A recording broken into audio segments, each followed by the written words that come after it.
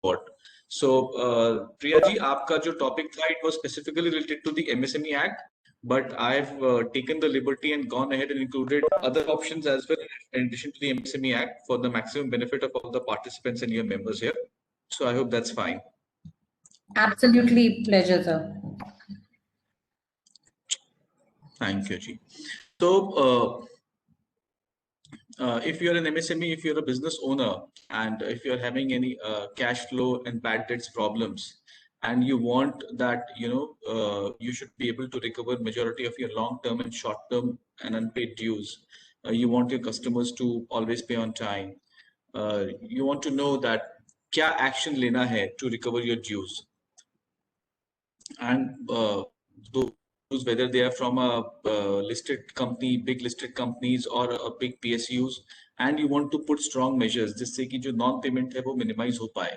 So I hope that this webinar is going to be solving all these problems for you, majority of these problems, where you get the glimpse of how we can achieve all these things and take care of our cash flow and bad debts problems. What are we going to be covering today? We are going to be covering the definition of MSME. What is a micro, small, and medium enterprise? We are going to be covering 3 effective modes of recovery of payments which we can use, and what actions do we need to take now to recover our dues, and what are those few best practices which we can use that are non-payment is minimized, and few of the solutions which we provide, which you can use to ensure that your delayed payment is minimized and you're able to recover majority of your dues on your own.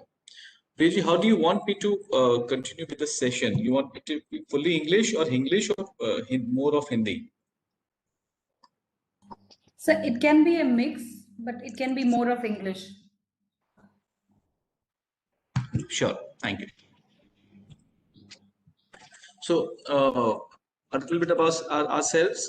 We are MSME Payment Recovery Solutions Provider Company, and we have gone virtual post COVID, and we provide virtual solutions across the country, and we help companies, business owners, especially MSMEs, with the debt recovery services through our state-of-the-art G Suite portals. And the whole idea is that our clients say they don't have to move out of their home, and they should be able to utilize our services. Before we start, a little bit about myself. I'm a legal professional with 13 plus years of experience, and have been working in the debt recovery industry for past few years, where we help many MSMEs and thousands of MSMEs and business owners in recovering their pending dues, and have also been advising them on corporate and taxation laws along with the pending dues. So I'm a practicing lawyer and a solicitor. So let's move on. Let's look at, before we see the problems and the solutions, let's look at the MSME's contribution to the Indian economy. So as you must be seeing the screen, please look at the pointer. So the MSME contributes approximately 11 crore jobs in the Indian economy, and they contribute majorly 29% of the India's GDP. And out of the total exports which India makes, 45% of exports are done by the MSMEs. So that's a big number. Despite that, we see that the MSMEs are constantly suffering from the problem of the non-payment of dues, and this is the biggest problem which currently the MSMEs are facing. And because MSMEs today are the flavor of the country, with the new definition, आज 99% जो business owners हैं वो सारे MSMEs में आ गए हैं. So that's the biggest problem which India is facing. Because MSMEs are the backbone of the economy. So let's see why is that a problem, and what is the cause behind it, and what are the numbers. So let's check it let's see a few facts and figures. So this survey was done by the ET magazine in November 19, and few astonishing results have come out. So out of the total customer base, it was found out that what is the total customer base of MSME. So 46% of the MSME's customer base belongs to the private sector, 10% belongs to the government sector, and 7% belongs to the MNCs. I hope my voice is audible and the screen is clearly visible. Absolutely. Okay. So majority of the customers of MNCs are of the MSMEs are from the private sector. Then how long does MSMEs customers take to make payments? So approximately 20%, 22% of the MSMEs customers, they take 60 days to do the payments. Approximately 10% they take 45 days. But a whooping 44% of the MSMEs customers, their payments are unpredictable. 44% of the MSMEs को पता ही नहीं होता कि उनका payment कितने दिनों में आएगा, 30 दिन, 45 दिन, 60 दिन या 90 days, you don't know. Then how long the MSMEs have to wait, and how many MSMEs they have to wait for more than 90 days. More than 90 days, that's more than 3 months to recover their payments. So approximately 1/3 of the MSMEs, they wait, 1/3 to half of the MSMEs, they wait more than 90 days to recover their payments. And how many of the MSMEs are writing off their payments, and how much are they writing off? हर साल कितना payment वो write off कर रहे हैं? So out of total 10, every 6 MSMEs are writing off up to 5% of their total turnover and they're putting that in bad debt. So that means अगर आप एक MSME है और आपका 1 करोड़ का टर्नओवर है, तो 1 करोड़ में से हर साल 10 में से 6 MSMEs 5 लाख रुपए राइट ऑफ कर देते हैं. And the most important part, which is the most troublesome sector for the MSMEs. So it came out that the private sector hai, that is the most troublesome sector for the MSMEs. 42% of the private sector clients, they always delay in the payments. Then the government sector accounted for 24% and the MNCs accounted for 21%. इनका total किया जाए, so it came out कि approximately 85-86% of the customers of MSMEs जो हैं, who are the most troublesome customers, they are either the bigger private players or the government companies or the MNCs. जो SMEs हैं, they are only 8%. So that means कि जो major pending payments का problem है, major delayed payments का problem है, that is because of the bigger players, because of maybe because they're misusing their position, maybe because the MSMEs जो होते हैं, छोटे बिजनेस होते हैं, उनके पास वो रिसोर्सेज नहीं होते कि इनसे वो लड़े, वो लीगल एक्सपर्टाइज नहीं होता, वो प्रॉपर टीम नहीं होती, and they don't have a से कि इनके साथ जो कॉन्ट्रैक्ट्स होगा उसमें क्या क्या क्लॉजेस होंगे, एंड जो उनकी डोमिनेंट पोजीशन है उसका मिसयूज किया जाता है. सो a lot of times you all must have faced that sort of situation. So how many of you have faced that sort of situation जहां पर आपको प्राइवेट सेक्टर से पेमेंट को रिकवरी करने में प्रॉब्लम आई है, बड़े प्लेयर से, वो गवर्नमेंट हो या private, just because of the sizes, कि they are of big size and you are of a small size in comparison to them. So do we have a chat box? If we have a chat box, then please type yes in the chat box. Do we have a chat box here? Yes, we have. Okay, I can see one by one. So we have many friends here who have faced that sort of problem. So don't worry, the few of the provisions which we are going to be discussing and few of the laws which we are going to be seeing today, if implemented correctly, we should be able to overcome that sort of problem. So let's move ahead. ये जो pending dues होते हैं, इसका impact क्या होता है MSMEs पे? So MSMEs are constantly in the cash suffering from the cash flow problems. Then because of that, working capital problems होती है. The MSMEs are always short of the working capital required to run their operations and businesses, जिसके चक्कर में they have to take the CC limits, the loan limits. They are always on the lookout to increase it कि वो बढ़े. And as we saw कि 90 days का जो receivable है, that's the majority of the receivables are pending for more than 90 days for the MSMEs. And banks, they do not consider 90 days receivable in the drawing power. तो आपके जो भी receivables होंगे जो 90 डेज के ऊपर होंगे, उसको बैंक्स कंसिडर नहीं करेंगे आपके ड्रॉइंग पावर के लिए. And because of that, to have higher CC and loan limits, MSMEs जो होते हैं वो जनरली अपने फैक्ट्रीज को, अपने घरों को मॉर्गेज पे रखते हैं, so that they have a constant CC and loan limit which is flowing off. And also the bad debts and the pending payments, they all lead to a lot of time and energy being spent on unproductive work rather than increasing the business, rather than working on increasing the sales and profits. वो payment recovery के चक्कर में बहुत जाता रहता है, जो already delay हो चुका है पेमेंट, उस चक्कर में बहुत समय और एनर्जी जाती है. And which obviously the health and family life goes for a toss when you're at the back of your mind, you're always having the delayed payment issues.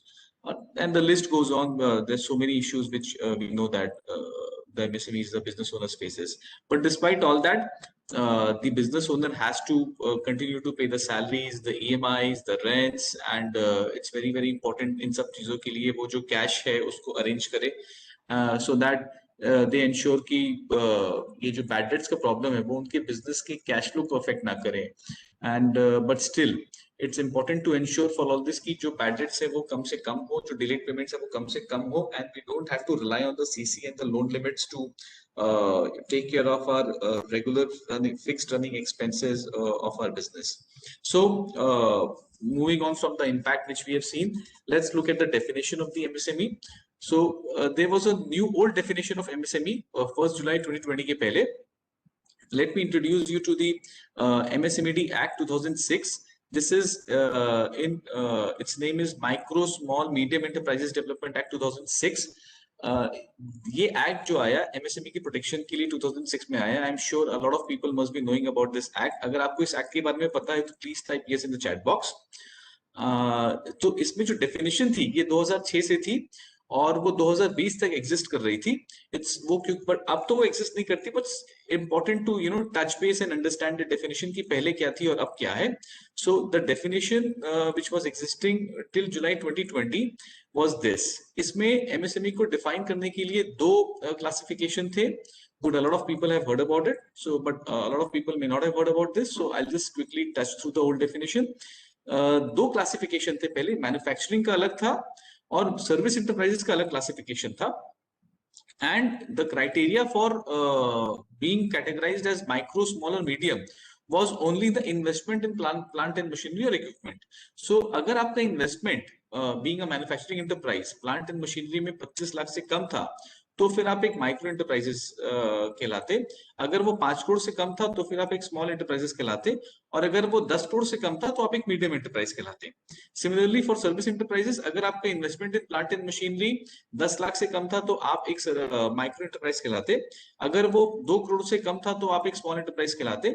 और अगर वो 5 करोड़ से कम था तो फिर आप medium enterprise कहलाते हैं. So there were different limits for manufacturing and different limits for service enterprises. Taking away all these distinctions and understanding कि ये जो limit थी वो बहुत कम थी और 2006 से चली आ रही थी. It was a long pending industry demand to change this definition. In July 2020, post COVID, the government has come up with new definition and they have revised the MSME classification. So now the classification stands that there is no distinction between manufacturing and service. दोनों एक हो चुकी हैं. और जो investment limit है, that investment limit is now for micro enterprises. The investment in plant and machinery should not be more than 1 crore. And एक और क्लास क्राइटेरिया ऐड कर दिया इसमें गवर्नमेंट ने कि टर्नओवर को भी ले आया उन्होंने. तो investment as well as turnover, ये दो चीजें देखी जाएंगी to classify any industry as micro, small और मीडियम. सो अगर आपका प्लांट एंड मशीनरी में इन्वेस्टमेंट 1 करोड़ से कम है एंड टर्नओवर आपका 5 करोड़ से कम है तो आप एक माइक्रो एंटरप्राइज कहलाएंगे. अगर आपका इन्वेस्टमेंट 10 करोड़ से कम है और टर्नओवर 50 करोड़ से कम है, it's a composite criteria. It's when I say or, it means Hindi ka or and not English ka or. It's and actually. So अगर आपका इन्वेस्टमेंट 10 करोड़ से कम है और टर्नओवर आपका 50 करोड़ से कम है तो आप एक स्मॉल एंटरप्राइज कहलाएंगे. और अगर आपका इन्वेस्टमेंट 50 करोड़ से कम है और टर्नओवर 250 करोड़ से कम है तो आप एक मीडियम एंटरप्राइज कहलाएंगे. So this is the new definition criteria which is applicable for all the MSMEs now.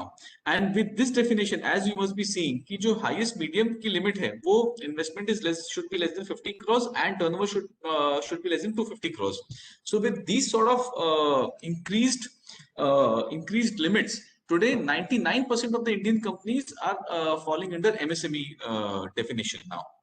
And that is why in today's world MSMED Act के provisions बहुत important हो गए हैं. MSMED Act की classification बहुत important हो गए हैं. Everybody needs to understand that what are the protections the Act is offering. So moving forward, हम अब definition हमने देख ली. हम MSMED Act के provisions देखेंगे. वो तीन methods क्या हैं जिसकी हम बात कर रहे हैं. तो first is MSMED Act 2006 के provisions, which are very very helpful for MSMEs, especially MSCs, micro and small enterprises, to recover their money. Second, we'll see MSME Samadhan scheme, which is an online portal introduced by the Ministry of MSME, which is again also very very helpful. Which is very very helpful for the recovery of payments. And third, we'll see the Insolvency and Bankruptcy Code 2006 ke provisions as well.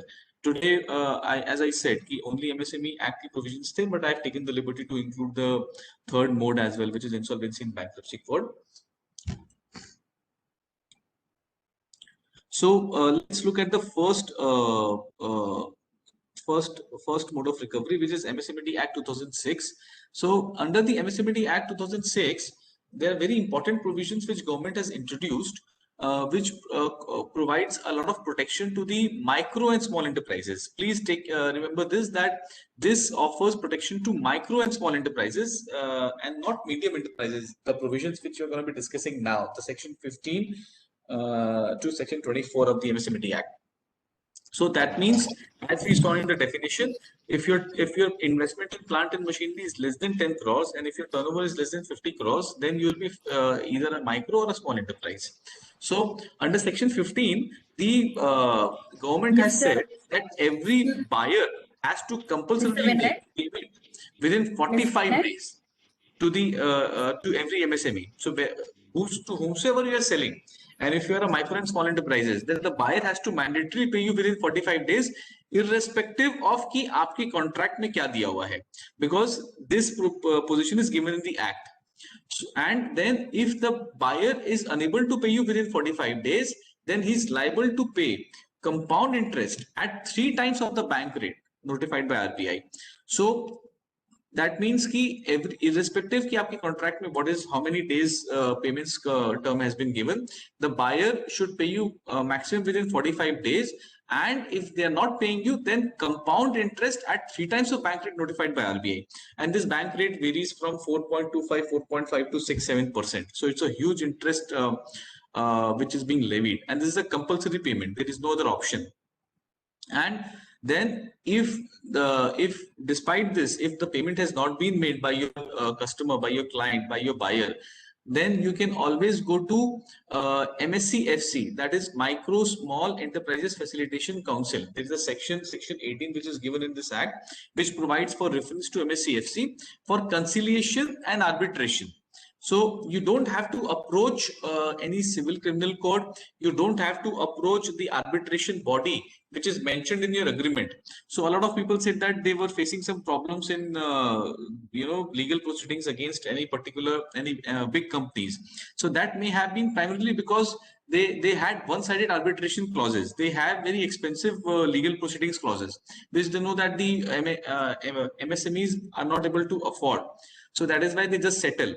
But here, section 18 provides for reference to MSCFC. MSCFC, what is MSCFC? We'll just see. Every state has a MSCFC. So the cost of making reference to MSCFC is almost free, unlike the civil courts or the arbitration proceedings, which charges anywhere between 5-10% of your claim as fees only, and then the cost of taking it further legally. So you can go ahead and make reference to MSCFC for arbitration conciliation, and the cost is nil, negligible, 1,000, 2,000, 3,000 rupees at max, and the MSCFC will take care of the proceedings irrespective whatever is given in the argument. Then once the MSCFC passes an order, so if anybody wants to appeal against those orders, the customer, especially if your customer has to appeal against that order, then he has to deposit 75% of the amount ordered as deposit. So 75% of the amount, when I say, it means the principal amount plus interest amount. So for example, 1 crore was your pending principal amount, and you filed a reference before the MSCFC, and they awarded the amount to you, 1 crore plus the compound interest or whatever. So say 20 lakhs was awarded. So the buyer, the customer, if he has to appeal, so he'll have to deposit 75% of 1 crore 20 lakhs. So this is such a strong provision that majority of the times, जो customers होते हैं, they think that rather than filing an appeal, let's settle down. 75% जब deposit करना ही है और उसके बाद भी we don't know कि we will win or not. So let's settle down. Party से बात करके close कर देते हैं. So that's a very powerful provision which helps to recover the payment of the MSMEs. And then there is section 22. Section 22 says that अगर आप any of your client who gets their accounts audited and they have purchased goods or services from you and they have not paid you, अगर उन्होंने आपको 45 days में पैसे नहीं दिए हैं, so they have to compulsorily mention those pending dues in their audited accounts. And for this, there is also a notification which is issued by the Ministry of MSME Ministry and the Ministry of Corporate Affairs. So they have said that agar any of the amount which is pending, so they have to compulsorily mention that amount. अगर amount payment हो गया पर interest pending है, 45 days के ऊपर का interest है जो pay नहीं किया और pending है, वो उनको अपने auditor accounts में दिखाना पड़ेगा और वो तब तक दिखाते रहना पड़ेगा जब तक कि वो payment नहीं कर देते. Now you must be thinking कि how does this provision help us? How it helps you being an MSE. अगर आपका जो customer है वो they have not paid you, then you will be able to. You don't have to prove that claim, or because it's a law that they have to mention it compulsorily, and if it is undisputed, then it will be in their balance sheets. And when you're going to the court and sending them notices, so they don't have a choice, they don't have a ground to defend it. All that they have to do is to pay it. So this is such a strong provision which the government has made. Now, how many of us who are doing businesses for many years now are aware of or have been aware of these provisions, that these provisions are there in your favor, you being an MSME, micro and small enterprises? Please type yes, why, if you have been aware, and or please type no if you have not been aware of these provisions, which we have just saw in last 5 minutes.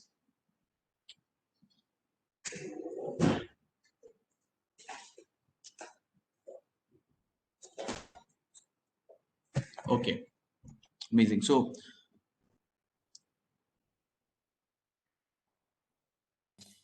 Mr. Vinay, we also have one request from one of our members that let the communication be completely in English, because we have people from the southern part of India as well who are not very comfortable with Hindi.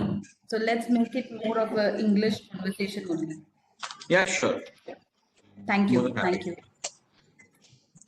Great. So majority of our members are saying that we were not aware of these provisions, and it's pretty surprising that we have been doing business for years and the government has made these laws in our favor and we have not been able to use it to run our businesses, which are very important. So no problem. By the end of this session, you will be aware of a lot of these provisions, and we'll also give you tell you that how you can further get detailed knowledge about this, and most importantly, how can you implement this. So next section is section 23, which talks about deduction of interest paid, which is not allowed in income tax. So as we saw that the compound interest has to be the buyer, but so whenever he's paying compound interest to you, which is compulsorily as it is given under the act, the government also says that the buyer cannot claim deduction of that interest payment in his income tax deductions. That means the example which we took, 1 crore was 1 crore. Mr. Priya, we are getting few queries. Do you want me to address them now or towards the end of the session? After the I think session, that will be better. Yeah. So if somebody can just mark all these queries, so after the session we'll take all these queries one by one. So the example which we took, 1 crore is a pending dues and 20 lakhs is the interest which we got. So on this 20 lakhs, generally anybody would think that they will get an income tax deduction of 30%, which is the highest tax bracket. But no, that's wrong. On this 20 lakhs, there's not going to be any single tax deduction, and he'll have to, he'll not be able to claim that as deduction. So yes, we'll come to the ways that how we can inform all these provisions to the clients. So approximately 6.5 lakhs tax deduction which he would have got, he will not be getting your client. So think about it, ki if your client knows about all these provisions, if you know about all these provisions and you're able to tell your client, then will he ever think of delaying your payments? No client in his good sense will ever be thinking of delaying your payments beyond 45 days if they know about these provisions. And then the most important part, section 24, that these are the overriding provisions, because these are the provisions of the act, so they override any provision which is contained in your contract. No matter what contract and no matter what provisions and no matter with whom you have a contract, whether you have a contract with a Tata company or a Reliance company or a big PSU, whosoever, because these are the provisions of the act made by the parliament. So these are enforceable. So that was the provisions of the MSMED Act. All these provisions should be forming part of your contract, so that the client knows about it. Whenever there is a delay in payment, you should be telling them that these are the provisions. If you don't pay us, then these are the hefty penalties and liabilities which you are going to be facing. So it's better that you pay off. This is how you can try and implement it. So this was our first. This was our first mode of recovery which we saw. And these are the most important provisions in the MSMED Act. There are many other sections which are there, but as far as the delay payment is concerned, these are the most important provisions. Now we'll move on to the second provision, which is MSME Samadhan. Now, MSME Samadhan is a portal which is created by the MSME Ministry, in which the MSEs, again, MSME Samadhan is also applicable for micro and small enterprises. That is, enterprises who have investment less than 10 crores and turnover less than 50 crores. Not for the medium enterprises. So it is a portal which MSME Ministry has created, centralized portal across the country, on which the MSEs can go and they can directly file their applications regarding delayed payment beyond 45 days. So whenever there is a payment delay beyond 45 days, you can go to the MSME Samadhan portal. We'll just tell you which is that portal, and all that you need is a Udyog Aadhaar memorandum, which is now updated as Udyam, which I'm sure all of you must be having, and you need the mobile number and Aadhaar number of any of your partners, directors, or proprietors. You need the opposite party buyer details, and you need the work order and the copies of the undisputed invoices. That is the that the delivery has been made. So what do you mean by undisputed invoices? Undisputed invoices means that delivery has been made. So a lot of times, a lot of clients, as an afterthought, whenever you go for the recovery of the payment, just to deduct some amount on your bill, they always say that, there was a defect in your delivery, or there was a problem with your service and you didn't supply the whole consignment to us, and so on and so forth, probably few weeks or months after the delivery has been made. So for this sort of problem also, the government has made a very specific provision of the MSME Act, where they say that if you have taken any delivery, if any MSME has supplied any goods or services, and the customer, your client, has not objected in writing within 15 days of such receipt, then that's a deemed acceptance. After 15 days, he cannot raise his hand and say, look, boss, there was a problem in your delivery, that is why I'm unable to pay. Or whenever you're going to recover your payment after 15 days, then he cannot tell to you that there was a problem in your goods or services, and that is why I'm unable to pay you, or I'll have to deduct so and so amount. So a lot of you must be facing this problem, that after the delivery is made, the customer always says, whenever you go to recover the payment, so and so problem was there in your delivery, so I'll have to deduct 10%, 20%, or whatsoever payment, or I cannot pay you now because of these problems until you resolve these problems. So the government has made a clear law, which is Section 2B of the MSMED Act. Everybody can please note it down, that it is a deemed acceptance of delivery of goods or service if the customer of MSME is not objecting to it in writing. It should not be verbal, but it should be in writing, and within 15 days they should be telling you that these are the defects which are there, and they should be asking you to remove it. And whenever you remove it, that day becomes the deemed day of acceptance. And if they have not pointed out to you in writing, then it is a deemed acceptance that whenever you receive the services, that is the day of the deemed acceptance. Whenever you deliver the services or goods, that is the day of the acceptance of the delivery of goods and services. And after that, the customer cannot object to it in writing, and on that ground, they cannot delay that payment. So this is a very important powerful provision, because 90% of the reasons of delayed payments is the defect in goods or services, which are afterthought, which are not actually there. So the government has made enough provision and given enough protection for MSMEs to protect this. So I'm sure a lot of you must be facing this problem. So how many of you were aware of this deemed acceptance provision, that there is this sort of provision which is there in the MSMED Act?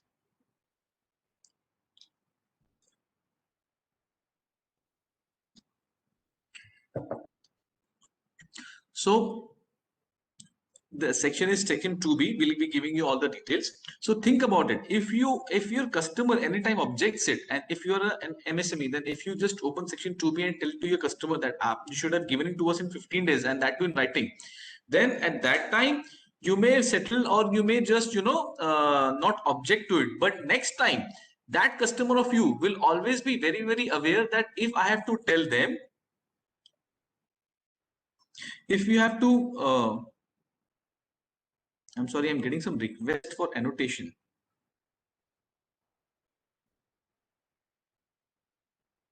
So if you have to, if you have told them about this provision, then next time onwards, they will not be delaying your payment, at least on this ground that there was a defect in goods and service delivery which you have made. And if at all there was a defect, they will ensure that they're giving it to you in writing within 15 days, which obviously will take care of a lot of your problems. So we have just seen the MSME Samadhan, and let's see a few of its features. So this is the portal samadhan.msme.gov.in, on which you can go and you can file your online application. As soon as you file the application, within 15 days, an automatic notice goes to the buyer on his email ID. And every state is having an MSCFC, that is micro and small enterprises facilitation council. So that MSCFC will be getting the notice, which is your jurisdictional MSCFC. That is the MSCFC of the state in which you're situated, not your buyer's state's MSCFC. So once you have filed the online application, you also have to file an offline or a physical application with your state's MSCFC, which will be taking care of this matter. The Act says that within 90 days time, every application should be resolved and the MSCFC should pass order within 90 days time. And it's the same thing. This portal has been made to increase the reach of the reference to MSCFC, which we saw under the provisions of the MSMED Act, so that everybody is able to file online, and then by filing offline, they're able to take it forward. So the MSCFC has power to award you compound interest at 3 times of the bank rate notified by RBI. If the order is passed in your favor and your customer wants to go in appeal, then he has to deposit 75% amount mandatorily, and there is a minimum filing fees which is required, which is 1,000 to 3,000 approximately, varies from state to state, but it's not more than that. And a very good thing is that whenever you file any claim against any PSU or any public sector enterprise or any public sector undertaking, then the respective cabinet secretary and the PMO office also watches this Samadhan portal very, very closely, and they always issue a notice. It is not a formal procedure, but that is an internal thing which I'm sharing, that they always issue a on the MT of that PSU to reply that why you have not paid to any of the micro and the small enterprises on time, and why they have come against you and filed this application. So it becomes very hard for them to stop the payments at times. And there may be situations where you have filed, where you have received the payment but with huge delay, like 6 months, 1 year, 2 year. In those cases, you can file for interest only if your principal has been received. And there is no time barring. Most important thing, there is no time barring which is applicable for filing any claim under the MSME Samadhan. Unlike the civil suit, which has to be brought within 3 years, you can file your claim under MSME Samadhan beyond 3 years also, and the Limitation Act does not apply. What applies is the principles of delay and latches. So the 3 years limitation does not apply. You can file even 5 years, 6 years old claim easily. All that you have to show to the MSCFC that there was a genuine reason and why you are not able to come under the MSME Samadhan scheme and approach. And that reason can be, being unaware about these provisions, or some other issue which you can show. And MSCFC are always having a little bit of soft corner against the MSMEs. So the limitation, that is why, has not been made applicable to it. So that was about the MSME Samadhan scheme. And as I said, Udyog Aadhar and Udyam, we have just covered a slide to tell all members, if at all they are not aware. Priyaji, are the members aware about the Udyog Aadhar and Udyam updation which they have to do? I'm sure, yes. Okay, so then we can skip this part. If not, then I'll request all the members that you should shift to Udyam as soon as possible, maximum by 31st of March. But just be beware about the fake sites. It's all, the registration and the migration is just free of cost. A lot of government sites looking similar to government sites, they have come up with charges you some amount, 1,500, 2,000 rupees for these registrations, which is absolutely not required. You can just do it by yourself by going to and then the avail the rebate by going to the Udyam website. So we have covered the MSME Act provisions and we have covered the MSME Samadhan also. Now let's take a look at the third provision, which is Insolvency and Bankruptcy Code 2016. So how many of you think that the provisions which we have covered now, the first and the second one, the provisions of the MSME Act and the MSME Samadhan scheme, can be really helpful for you if you are able to implement it properly and use it properly in recovering your dues? And these provisions, if you're able to implement these provisions in your contracts, in your day-to-day working, and file, and these are all online filings. These are very simple filings. The government has made it in such a way that the MSME should be able to do it themselves. That is the whole intention, because the government knows it very well that jo MSMEs ke dues hote hain, the dues of MSMEs are at times 1 lakh, 2 lakh, 4 lakh, 5 lakhs, or at times 50,000, 1 lakh. They may be small. They are bigger dues also, but they may be small, and but they may be having multiple such dues, which increases the whole pending bad debts to few lakh rupees. And MSMEs are not having the access to the right legal services, and they're not able to afford all this. So the provisions are made in such a way that the MSMEs are able to do it themselves. So that is why it is very important to understand these provisions and to implement it in the right manner, such that you have the full knowledge of it, and your client is also aware that you have a full knowledge of it, and without disturbing your business relationship with your client, you are able to have those strong recovery systems by which your client appreciates it and always try to pay you on time. And if there is a choice to make while making payment, then you are the first choice. So the third mode, let's see the third mode, the Insolvency and Bankruptcy Code 2016. I'm sure a lot of you must have heard about the Insolvency and Bankruptcy Code 2016, and you must have read about it in the papers, and you must have heard that how the banks have recovered a lot of their dues, a lot of their pending dues, a lot of their non-performing accounts have been turned around by using the Insolvency and Bankruptcy Code provisions. And on the first look of it, it all looks like it is the code for the big companies and for the big banks and for the recovering debts going on in crores and crores of rupees, hundreds and thousands of crores of rupees. That is yes, but that's not the full picture. That's not the correct picture. Even you as an MSME or any company you are, whether you're a business owner or you're an MSME or not, micro, small or medium enterprises, or you're a trader or whatever you are, if your client has not paid you an amount which is up to 1 lakh rupees, more than 1 lakh rupees and above, and there is no dispute on the services you have made, and the buyer has accepted it and made a part payment, or even if they have not made a part payment, there is no dispute that you have provided them the service or supplied them the goods, then you can just issue them a notice in a particular format, which is called Form 3 under this code, Insolvency and Bankruptcy Code. And within 10 days of receipt of that notice, the buyer will have to pay you. Your client will have to pay you. And what if they don't pay you? If they don't pay you, then you can directly approach NCLT, that is National Company Law Tribunal. And if the National Company Law Tribunal is satisfied that the dues are more than rupees 1 lakh, second, you have sent them Form 3, and there is invoices and the acceptance of buyer is there, that is, it's not a disputed supply, then the NCLT will accept that insolvency petition immediately, and they will appoint a resolution professional, that is RP. So what is the effect of appointment of RP? The effect of appointment of RP is that all powers of the board of directors are withdrawn of your client, and the board of directors stands suspended. That means the board of directors of your client, the management of your client, they cannot even sign the checks. They have zero management power once the RP is appointed, once the resolution professional is appointed. And that is why this is not a recovery provision. Please take care in mind, this is not a recovery provision, but this is such a strong provision that no company in the world would want to lose control of its own company, its own business, just because they have not paid you an amount of 1 lakh or 5 lakhs or 10 lakhs. So do you guys agree with that or not?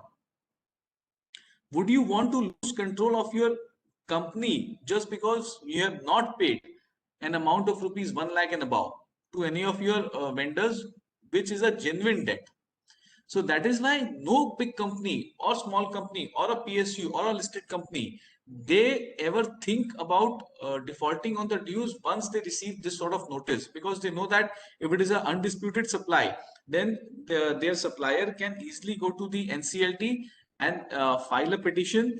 The filing fees is only 2,000 rupees. You have to file it before the jurisdictional NCLT where your buyer is situated. And if the NCLT is satisfied that yes, there is a delivery which is made, supply which is made, it is undisputed, and the amount of due is rupees 1 lakh and above, then the petition will be accepted and insolvency resolution professional will be appointed. So especially the big corporates and the PSUs, they take this provision very, very seriously, and they immediately want to settle down and close it. So now here I've written in after 1 lakh, now it is 1 crore. So this limit of 1 lakh is there, but post COVID, this limit has been increased to 1 crore. So that is important to take it in mind. But for all the dues which are pre-COVID, that is before 26th of March 2020, before 26th of March 2020, if you have any due which is pending and that is above 1 lakh, then you can go ahead with that old limit. But after, for defaults after 26th of March, in place of 1 lakh, it should be read as 1 crore. So after 26th of March, the default should be more than 1 crore. And this 1 lakh or 1 crore includes the pending interest which you have, any advance which you have given, any security deposit which you have given, or any other amount which you have to recover from your client. It includes all of that. So under the NCLT, you become an operational creditor and you can send a notice in Form 3 to your customer. And this is a very, very strong provision which the big corporates and the PSUs, they take very seriously and they want to settle down immediately. So please remember this, pre 26th of March 2020, the limit is 1 lakh for all the defaults before that date.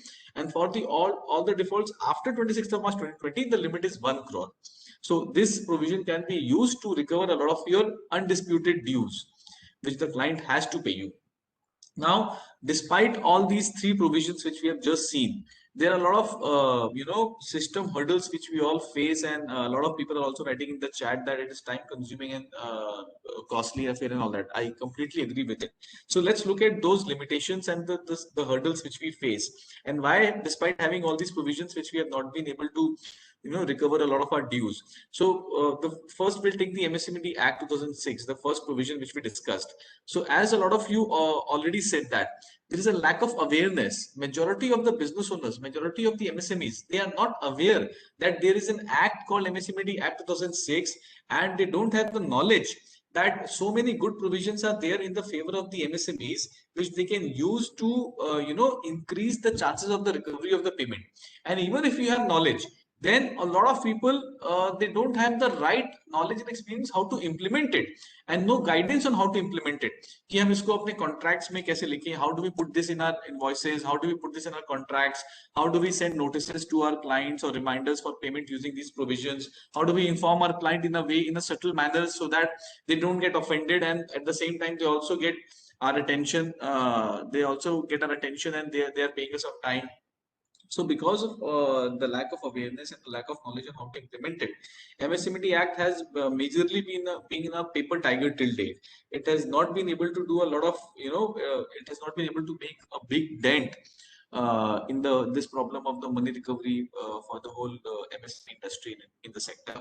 Now the MSME Samadhan scheme, it's coming from the MSME Act only. The Samadhan scheme, there's a huge hurdle is it's not only on online filing, but it's also in offline filing, which I'm still unable to understand why the government is not making it offline filing as well, only online filing and taking away offline filing. Because when the government can come up with complete online filing for GST, complete online filing for income tax, complete online filing for Ministry of Corporate Affairs, MCA website, then why the government can't make it complete online filing for the MSME schemes also, and then allot cases to the different MSEFCs, just like state GST, CGST is working, and they take care of the whole cases. Why? Because a lot of mistakes happen whenever the offline filing goes. A lot of paperwork is required, a lot of knowledge and those right formats, all that is required, which also takes a lot of time. So that is why a lot of MSEs are not able to do the right sort of filing. And because it is offline, so there's a huge paperwork which gets accumulated in the offices of the MSCFCs, and continuous follow-ups required, because it is MSCFC is actually a body which is comprising of the director of industries or any senior government official, plus a representative from the association of MSMEs in the state, plus a representative from the banks and finance, plus association, plus any person who's having good knowledge in trade and commerce. So all these, because this is a committee sort of, because this is a council forming, comprising of members from different fields and not only government appointed members. So they meet at very few times, probably once in 3 months or once in six months. So which makes the disposal of cases very, very difficult. And the 90 days timeline, as the act has provided, that has remained only on paper. And a lot of times you're not even able to meet once in 90 days time. So that is why it becomes a little bit of problem, and the MSMEs lose track of their cases. So these are the few system hurdles which are there for the MSMEs Act, MSMEs under the MSME Samadhan. And because they meet very, very less, the MSMEs, MSCFCs, there's a lack of communication. They meet once in 3 months, 4 months, 5 months, 6 months, and then they see a few of the cases, and then they inform those parties that there is a defect in your case, or you come and file your reply, or you come for hearing. So all that makes the whole process very, very slow. And as I said, because it is offline filing as well, a lot of applications, they get rejected straight away on the face only, just because of any defect in the filing. So accuracy and correctness in filing is very, very important. Some cases get rejected because invoice is not there, some cases get rejected because work order is not there, some cases get rejected because you don't have the work order and you have not given the affidavit. So all those, we'll see how we can avoid all that, or what are those things can be there to avoid these problems. And then this scheme, the portal is created by the central government, but the different states take care of the whole final adjudication of the case of the different MSCFCs of different states. So every state has made their own procedure, which is difficult for an MSME to know that. Although you only have to know about the procedure of the MSCFC of your state, but the practices varies, and they keep changing as well, which again becomes a reason for a rejection of your application. We'll see those facts and figures, how many of the applications are getting rejected. And delayed order is a big problem. People have filed their application for 1 year, 2 years now also, which are still under consideration. No order has been passed, no hearing has been done. And that is when the MSMEs think that what is the point in going when we have it takes so much of time. Plus, even if you have got an order, everything is done, you filed it rightly, and the hearing came and order was passed. The execution of order of MSCFC is not very easy. It's a very, very rigorous procedure. It's just like a court decree, and you have to go to a court to implement to execute that particular order.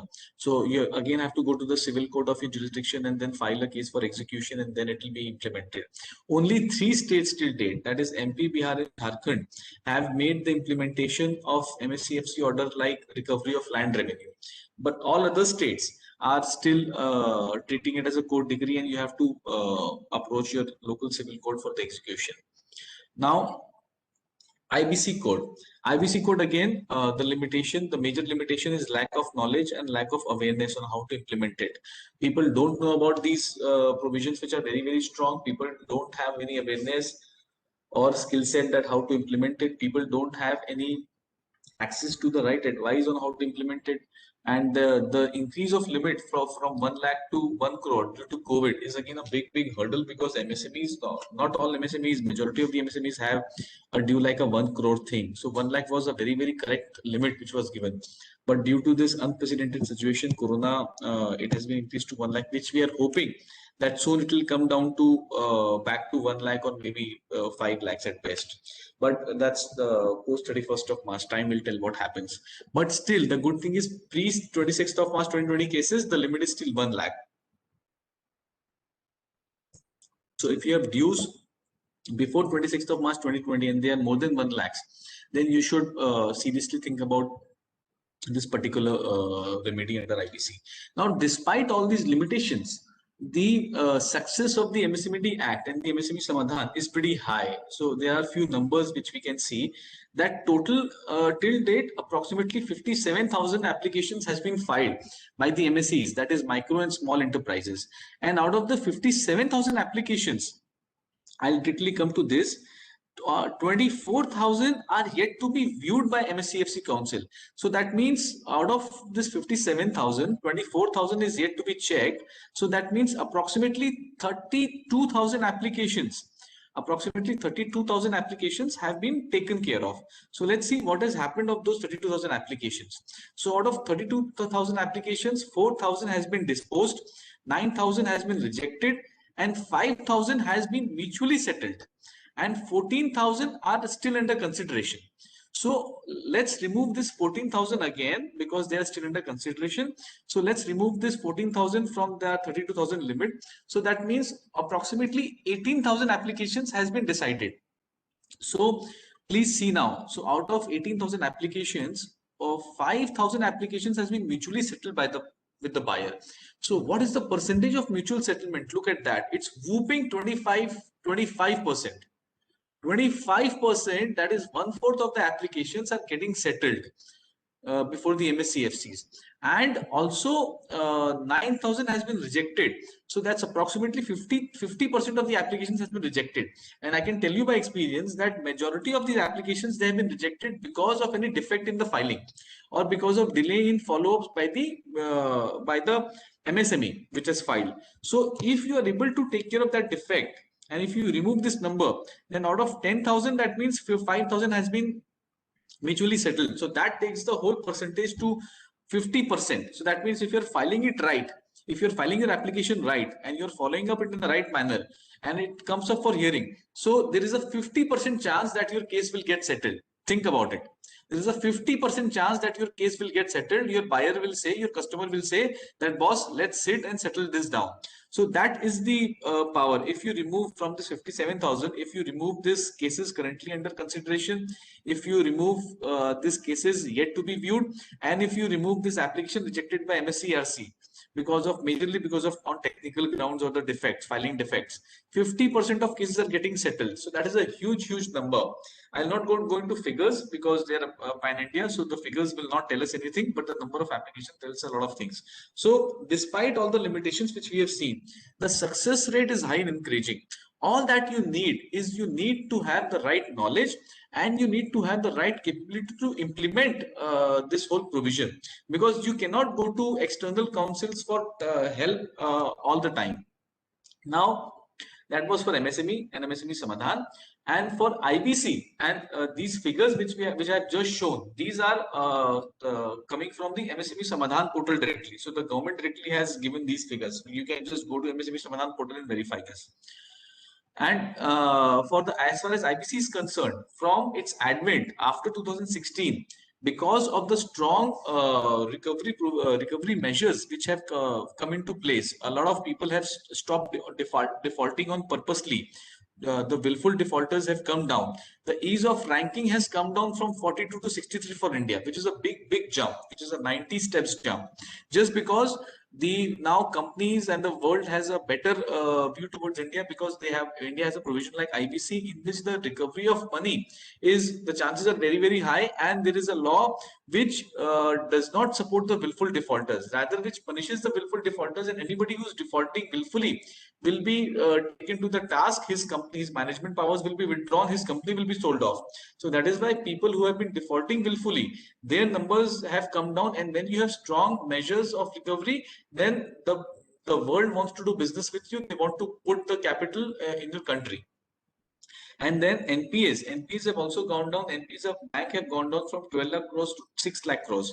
All this in 3 to 4 years only. In 16 it has come, and till 2020, from 12 lakh crores to 6 lakh crores is the whooping 50% of the non-performing accounts have come down. The total amount of the banks which was in default, it has come down substantially by 50%. So this is a big and huge success. So if used rightly, we can see that how this can make a huge difference. So we'll also see few of the case studies and success stories under the MSME Samadhan and the MSME Act. So this was a case which was filed before MSCFC Orissa. So the principal amount which was pending was around 12 lakhs, 13 lakhs. And the claim was filed before the MSCFC. So the power of compound interest, which I was telling you, the principal was awarded, but along with that, interest of 22 lakhs was awarded. So the principal was only 12 lakhs. 12 lakhs was recovered, plus 22 lakhs of compound interest was also recovered. This order is available on the internet. We have given the link as well. So that is the power of compound interest. And think about it, that you may have just settled for 12 lakhs only. That was ठीक है, 2 साल हुए, 3 साल हुए, आप मेरे को मेरा just give me my 12 lakhs and finish it off. But if pursued rightly, it can lead to recover a huge amount of interest, which at times goes beyond the principal amount as well. There was a case against ADAG company also, which we know it for a fact. We are not giving the name of the case. We are not giving the name of the exact company, but 15-20 crores was the due which was there, and it was kept pending. And the MSME filed a case against that particular company, and because it could not have been disputed, so the group tried very hard to see that the hearings doesn't take place or it gets delayed or things like that. But it never happened, because they knew that if the hearing takes place, then the order will be passed against them, and they'll have to pay it, because there is no point in appealing against that order, because they'll still have to pay 75% of the amount. So the ADAG group company immediately then came, sat on a table and tried to settle down that case. So that is the effect which these strong provisions have against the big companies, because you don't know about these provisions, but these companies, they know very well about these provisions and the power which they have. Then in one of the cases, a notice under IBC was given to BHEL for which is a big PSU, for default of 12-15 lakh rupees, which for some reason they were not paying it for a few months. So as soon as they got the notice under IBC, the Form 3 notice which I said, and because it was undisputed, the officials immediately paid it off within 15-20 days. And there was no question of going to NCLT, because they knew that if the wire goes to NCLT, then it will be a big problem for them. And the NCLT may, just because of that 15-20 lakhs of amount, which is a very small amount for them, but it may be a very big amount for an MSME. For 15-20 lakhs of that due, they may be put under insolvency. So obviously, they would not want to have that sort of situation. Then there is this case of Gupta Power, which was in the state of Chhattisgarh, where they have made supply to the state government utility, Chhattisgarh State Power Distribution Company Limited.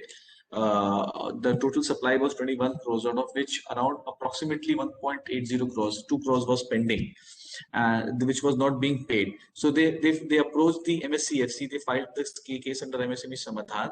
So out of not only that, they received their pending dues of 1.84 crores, but along with that, they also received the compound interest of approximately 3.6 crores. So they received their 1.80 crores, which was principal, plus 3.6 crores was also received by them as interest of the total pending payments which they received. So this 3.58 crores was a major portion was towards interest of this 1.84 crores, and a lot of portion was also towards the delayed payments which they received, but they received it beyond 45 days.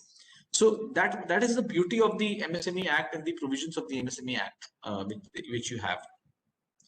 Then you may be having few questions that I am having a agreement with a big client or a big company who has their own arbitration provision, so in their contract which I have signed. So will this arbitration or the MSME Samadhan thing will be applicable in that or not? So in that case, different high courts and honorable Supreme Court has also held. I'm giving you the name of one of the cases here, where they have clearly said that the section 18, which calls about reference to MSCFC, has overriding provision on it being a special registration. It has an overriding effect on any contract or any other act. So no matter what's written in the contract, the arbitration under the MSME Act and the MSME Samadhan will be overriding on any of the other act or any of the other contract provisions which you may have. Then section 19, which talks about 75% of deposit for the buyer. That provision was also challenged by a PSU KSRTC, saying that it is it's creating it's unequal. it's not right that the MSME, they don't have to deposit 75%, but the buyer, they have to deposit 75%. It's unequal treatment under the Constitution of India. So the High Court said that nothing doing this is not unequal, because the MSMEs, they are small in size and they need better protection, and the at times the buyer, they have commanding position. So that is why it is important to ensure that these provisions are there, so that the default of payment doesn't exist. So Section 19 was held to be valid. Similarly, these are the cases where these sections have been held to be very, very valid, and the court has said that no matter what, these sections will only apply no matter what is your contract, or no matter what type of case you are. If you are an MSE and you fall under this, even under private arbitration, the 75% deposit will be applicable. So these are the few cases which we have given, which shows the success stories of these provisions. So now, very important part, what you need to do now to recover your dues, and what are those best practices, as I said, which you should follow to ensure timely recovery from a large corporate or a large PSU or a private payer. Few of the things which you can implement. So check all your pending dues for at least last 3 to 5 years. You should start sending notices to them as per the MSME Act 2006, or you can also send them notices as per the IPC Code 2016. If you're an MSE, that is micro or small enterprises, then you should also think about filing applications under the MSME Samadhan portal, which we have seen. So if you're able to do all these provisions rightly, chances are that you may be able to recover at least 50% of your dues if you're doing it right. At least 50% of your dues you'll be able to recover if you're doing it right. Then you should also look at your contracts and change payment to 45 days maximum. If the payment clause is beyond 45 days, you can speak with your clients, you can tell them about these provisions, you can tell them that these are the provisions and you should pay us within 45 days at max. Then if you are not a micro or small enterprises, if you're a medium enterprise or you're a trader, then you can also look into the provisions of arbitrations or commercial courts, which are pretty quick and easier in comparison to the district courts and the civil suits, which are very, very long drawn and at times more costly also. You're on mute, Pia.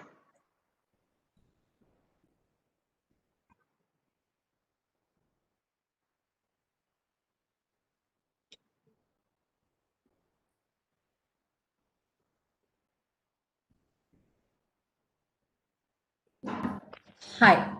Thank you. Thank you very much for the session. Can everybody see the screen? Arunji, can you see the screen? Okay. So these were some of the questions. That was a wonderful session, and these were some of the questions. Some of the questions have already been answered during the session, but here are some of the questions which were posted on the chat box by everyone. And I'm sorry that we didn't mention in advance the AMTOI policy that the advertisement or any such thing needs to be with the permission. We were only expecting the presentation. So my apologies on that. And no, please, it was not advertisement. It was just introduction to the course. It was just the part of the whole, because we cannot answer every question here. We cannot give every provision here in the limited time. So there is another platform where you can go and register and do that in which ways. So we'll share the details. Sure. If any of your members are interested, they can take to participate in those courses and get aware about all the formats and the checklist and everything. And we had come up with a special discounted price for the members, which we may have spoken with you, but since which we thought would benefit all your members, then that's fine. Fine, sir. So here are some of the questions. One of the fear most people actually have is that when we go ahead and complain to anyone that this company has not paid us, we also have a problem that we might lose the customer.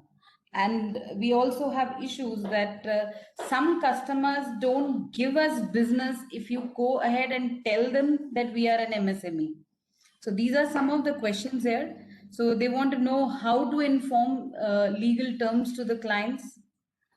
If you can just, sir, read out one by one question and help us with your short comments on them. So how to inform with legal terms? You can just inform them through putting it in your contracts, or you're putting it in your invoices. that these provisions are applicable.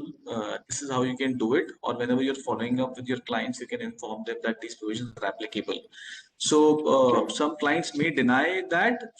If they deny it, so let that you'll have to put it subtly, you'll have to put it in the right manner with the right language in your contracts and invoices so that they cannot deny it later. There are ways and means by which you can, the clients will also not get offended, and the clients will also not come to know that you have implemented these provisions. Any which ways, these provisions are provisions of the law. So even if you don't mention them, they're applicable. But it's important that you mention it somewhere.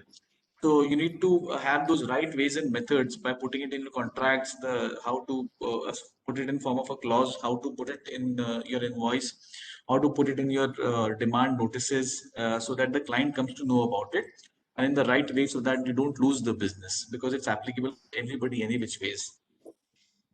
Yeah. Third, customer. The second question says that they deny contract itself to MSME when we go ahead and tell them that we are an MSME. So they come back saying that, oh, if you are an MSME, we don't want to work with you. Is that so every you need to tell them that every company is an MSME. As I said, 99% of the Indian companies have become an MSME, and there are not very many clients that who don't want to work with MSMEs. And if a company is saying like that, then obviously they know about these provisions, and they don't want to, they don't want you to be using these recovery proceedings against you. So it's better not to work with those sort of clients whom you think can default on the payments and tomorrow, because they are obviously thinking about defaults when they're saying they don't want to work with you. But even if you don't tell this to them, when the time comes for the recovery of the money, even if you're still going ahead and making the supply to them or goods or services, and the time comes for recovery of money, you can still use these provisions, because I think after any of your client has defaulted, you would not want to do business again with them, or you would want to be more cautious in the future. So it doesn't make a difference, even even if you're not telling them upfront that you're an MSME, it doesn't make a difference. You can always use this provision. Fine. So the third question says, what if the customer first delays payments and later files a claim on you? You had mentioned that there is a 15-day window where it is deemed accepted. So if there is no claim, what if they come back with a claim at a later date? What happens in that case? It's generally of afterthought. If you're demanding and they're coming back, it's not sustainable. और उस case में आप समाधान पे जा सकते हैं, उनको डिमांड नोटिस दे सकते हैं, आईपीसी को यूज कर सकते हैं, and all these things. Obviously, these are very very intricate questions and common questions as well, which comes, and that is why we have made that course and covered all of it, because it's not possible for MSMEs to get to know each and everything first hand for each case. So all these situations and all these solutions we have tried to cover in our course, which I was just mentioning about. So all that you have to do is you just have to tell your customer it's an afterthought, and you cannot go back on the delivery, and you cannot file if you're not accepted, if you're not rejected or objected after delivery within 15 days, then you have to make the payment. Okay. So 2 or 3 people have mentioned that they've already filed application last year, but there has been no reply from the customer side, or neither the payment. So when you're saying application, I assume it's MSCFC application which they're mentioning. So you have to follow up with MSCFC. You have to continuously chase them.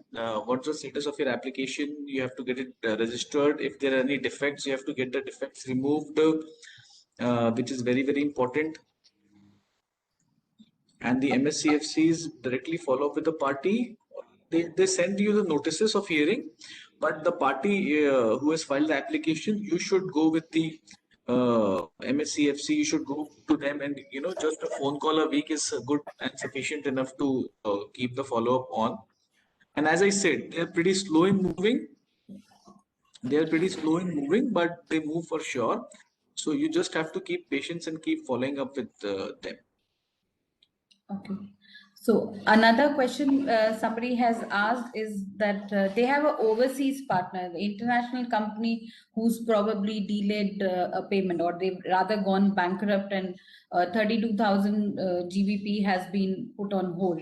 So does MSME Ministry, the Samadhan, also help recover funds from the overseas? You can definitely file proceedings against your foreign clients, as I said, under the MSME Samadhan.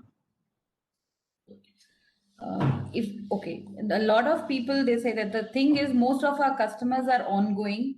If we take up the matter with the law, we risk spoiling our relations with them. So it's a commercial call which you have to take. Whether there are customers who at times delay the payment, but they always pay, and there are customers who delay the payment and with whom you don't want to do the business again, depending on how much is your due. So if you think that the customer is a good customer, is a genuine reason behind non-payment, then you have to understand that. But the ultimate thing is what the whole business is being done for earning profits, and you don't want to leave the profits just to maintain the relationship. So it's a thin line which you have to decide at in which case you want to proceed and at what cost. So if you think it's a long-term customer, there's a genuine reason, the history has been good, the payment history has been good, then you take a call to have some patience. And if you think it's not going to work, so you have to decide it on time, but you cannot risk the time being getting delayed and continue with the relationships with you not receiving the money. Is it mandatory to declare to our customer that we are an MSME? This is again with respect to the same question where what happens is sometimes when we tell them in advance that we are an MSE, some larger corporates come back saying, "Oh, we don't want to work with you." No, it's not mandatory. What happens in case of proprietary or partnership firms? I mean, when payments, because there's no difference. It's all same. Even in NCLT matters, we are able to take up cases with private limited companies. But when it comes to normal partnership, we're not registered partnerships. But it becomes difficult to recover. So you can obviously, but there are means and ways. There are detailed means and ways which we have just discussed. So if you understand those in detail, you will be able to recover your dues from a proprietary and partnership company also using the above methods. If not IBC, you can always use the MSME Act provisions and send them the right notice, file MSME Samadhan, and get to do all that. You need is to know that in which case which remedy to implement. Okay. It's a good question, but it requires a lot of detailed approach. So it cannot be answered in one go. It also depends on facts. Sure. So the next question is an interest on payment pending beyond 45 days. Do we have to raise an invoice and tell them? And what about the GST? Do we have to raise an interest and GST with GST invoice to our customers, or how should that be done? So you are entitled to receiving interest if your customer is delayed beyond 45 days, even if you have not raised an invoice for that. The customer has to pay you interest. All that matters is that how you're able to claim it. Okay. And the last question is on TReDS, but I think that's again a long topic and not a separate topic. Yeah, obviously. Yes, it's an absolute separate topic. That was one fantastic session, and I'd request Mr. Arun Kumar, our honorary treasurer of AMTOY, to sum up the issue and anything else to add on.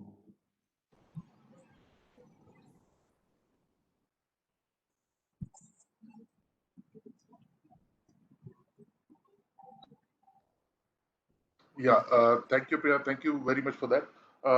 Vinayji, this was a fantastic session, and as I had mentioned earlier also, unfortunately, as AMTOY, as an association, we are not allowed to promote any commercial activity on the forum. So I'm so sorry about that. But we will definitely, please share the details with us. We will share it with our members who are requesting this. It was a fantastic session, and I hope it has been good for all. We had more than 150 people who have attended this webinar, and we'll be again bothering you further on this, because I'm sure we're going to get a lot of requests, particularly on this topic. And again, Our apologies, because Priya should have shared the protocol, but unfortunately didn't go that way.